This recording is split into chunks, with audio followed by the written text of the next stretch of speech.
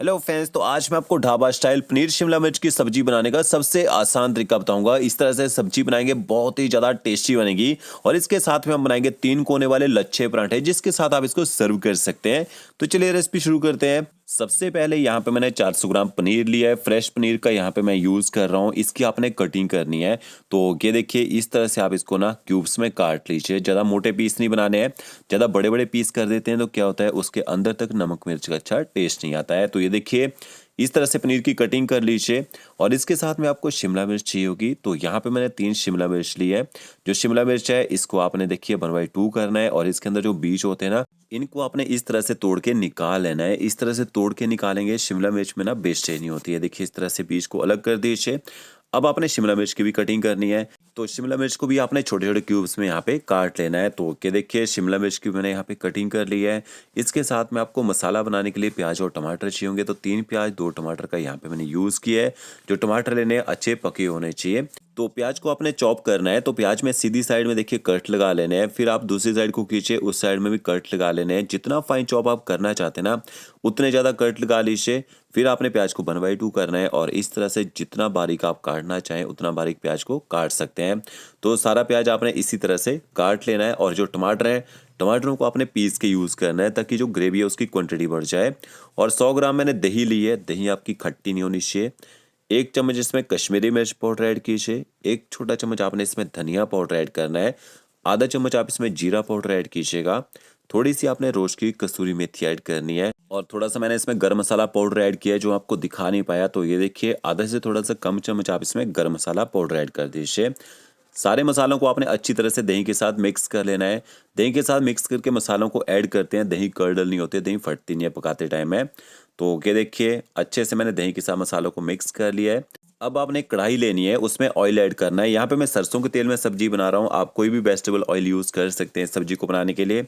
सरसों के तेल को अच्छी तरह से धुआं निकलने तक गर्म कर लीजिए, ताकि इसका जो स्ट्रॉन्ग फ्लेवर होता है ना, वो कम हो जाए।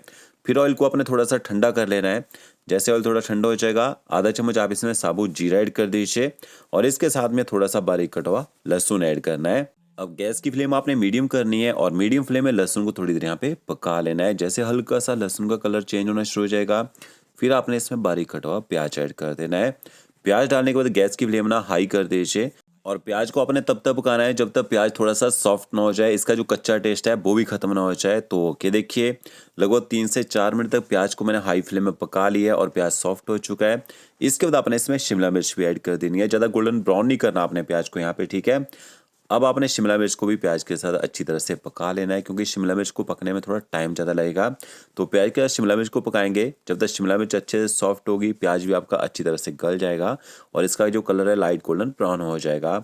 तो देखिए, 3 से 4 मिनट हो चुके हैं शिमला मिर्च को पकाते हुए, और प्याज का कलर भी यहाँ पे चेंज होना शुरू हो चुका है।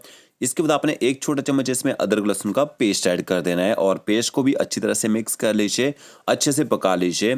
तो अब देखिए, शिमला मिर्च भी सॉफ्ट हो चुकी है और प्याज का कलर भी चेंज हो चुका है। अब आप इसमें नमक ऐड कीजिए। तो आधा चम्मच मैंने इसमें नमक ऐड कर दिया है। आधा चम्मच आप इसमें हल्दी पाउडर ऐड कीजिए। और थोड़ा सा आपने इसमें कश्मीरी मिर्च पाउडर ऐड करना है, ताकि सब्जी में कलर अच्छा आए। तो इन मसालों को आपने ना अच्छी तरह से मिक्स कर लेना है। और लगभग 30 से 40 सेकंड तक आप इनको पका भी लीजिए यहाँ पे। तो देखिए, मसालों को यहाँ पे मैंने पका लिया है। इसके बाद आपने इसमें ग्राइंड किए हुए टमाटर ऐड कर देने हैं। और टमाटरों को भी अच्छी तरह से मिक्स कर लीजिए। टमाटरों को आपने अच्छे से पकाना है, ताकि इनका जो कच्चा और खट्टा टेस्ट होता है ना, वो खत्म हो जाए, तभी सब्जी में एक अच्छा टेस्ट आएगा। तो लगभग 4 से 5 मिनट तक आपने मीडियम टू हाई फ्लेम में टमाटर को पका लेना है। अगर तड़के में टमाटर कच्चे रह जाए ना, तो सब्जी अच्छी नहीं बनती है। फिर आपने इसमें ना मसाले ऐड करने हैं। तो दही के साथ जो मसाले मिक्स करके रखे थे, वो भी मैंने इसमें ऐड कर दिए हैं। और अभी आपने ना पानी का यूज़ बिल्कुल नहीं करना है। अभी आपने दही और मसालों को भी अच्छी तरह से पकाना है, तभी दही का जो अपना एक टेस्ट होता है ना, वो खत्म हो पाता है। तो ये देखिए, गैस की फ्लेम मैंने हाई कर दी है। और हाई फ्लेम में यहाँ पे दही और मसालों को मैंने तड़के के साथ मिक्स कर लिया है। अब आपने मसालों को तब तक पकाना है जब तक मसाला भी पकने के बाद ऑयल छोड़ना शुरू ना कर दे। तो ये हमारा देखिए ग्रेवी तैयार हो चुकी है। फिर आपने इसमें पानी ऐड कर देना है। तो आधा कप मैंने इसमें पानी ऐड कर दिया है। और इसका पानी के साथ अच्छी तरह से ग्रेवी को मिक्स कर लीजिए। तो इस तरह से आपने सिंपल सी ग्रेवी बनानी है। इसके बाद आपने इसमें ना पनीर ऐड करना है। तो बहुत सारे कमेंट्स आते हैं कि पनीर को हम फ्राई करते हैं, खाने में हार्ड हो जाता है, तो उसको सॉफ्ट कैसे रखना है, बहुत तरीका बताता हूँ। एक पैन ले लीजिए, थोड़ा सा ऑयल ऐड करना है, साथ में थोड़ा सा बटर ऐड कीजिए। बिल्कुल थोड़ा सा हल्दी पाउडर ऐड कीजिएगा, थोड़ी सी कसूरी मेथी और इसके साथ में आपने थोड़ी सी ना कश्मीरी मिर्च पाउडर ऐड करना है और थोड़ा सा आपने इसमें नमक ऐड करना है। सारे मसालों को ना बटर के साथ यहाँ पे मिक्स कर लीजिए और गैस की फ्लेम आपने मीडियम रखनी है ताकि बटर जो है यहाँ पे जले ना। फिर आपने इसमें पनीर ऐड कर देना है। जब आप इसमें पनीर ऐड करेंगे पहले पनीर को बटर के साथ अच्छी तरह से मिक्स कर लीजिए। अब आपने गैस की फ्लेम ना हाई कर देनी है और हाई फ्लेम में पनीर को तब तक शैलो फ्राई करना है जब तक पनीर के बाहर से हल्का सा कलर चेंज होना शुरू ना हो जाए। तो ये देखिए पनीर के बाहर से कलर चेंज हो चुका है। इसको साथ साथ में ही ना ग्रेवी में ऐड कर दीजिए। इसको आपने रेस्ट नहीं देना है, ग्रेवी के साथ जल्दी से आपने इसको मिक्स कर लेना है। अगर आप इसको ना इसी तरह से छोड़ देंगे पैन में ही तो ये खाने में ना हार्ड होना शुरू हो जाता है। और थोड़ा सा लास्ट में आपने हरा धनिया ऐड करना है। ग्रेवी के साथ पनीर को मिक्स कर लीजिए।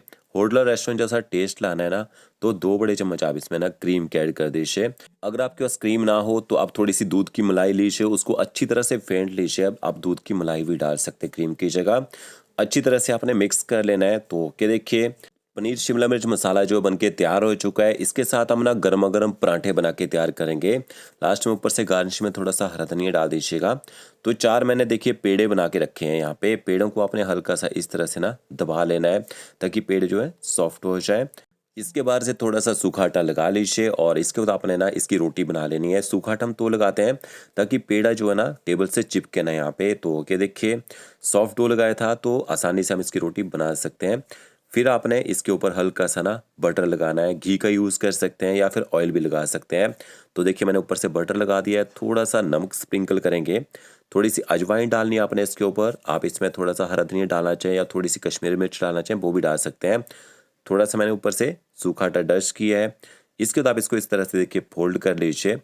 फोल्ड करने के बाद हल्का सा एक साइड में आपने फिर से बटर लगा देना है और यहाँ भी थोड़ा सा सूखा आटा डस्ट कीजिए। इससे क्या होगा आपका जो पराठा है उसकी लेयर जो है ना अच्छे से खुल जाती है। फिर इसको ना फोल्ड कर लेते हैं। तो देखिए 3 कोने मैंने बना के तैयार कर लिए इसके। फिर से बाहर से सूखा आटा लगा लेना है इस तरह से और इसको हाथों से थोड़ा सा इस तरह से प्रेस करके बड़ा कर लीजिए। अब आपने इसको दोबारा से बेल लेना है। तो देखिए बेलना आपने एक बराबर है, तीनों कोने ना एक साइड को बराबर आने चाहिए तभी बराबर जो पराठा है वो बन पाता है। तो यहाँ पे 3 कोने वाला पराठा देखिए बेल के तैयार कर लिया है। इस तरह से हाथों के ऊपर घुमा लीजिए ताकि बाहर से जो सूखा आटा लगा होगा ना पूरी तरह से निकल जाए। अब आपने तवे को गर्म कर लेना है और गर्म तवे के ऊपर आपने पराठे को डाल देना है। जैसे एक साइड से पराठा सिक जाएगा दूसरी साइड को पलटी कीजिए। फिर से आपने इसको एक साइड को ना पलटी करना है।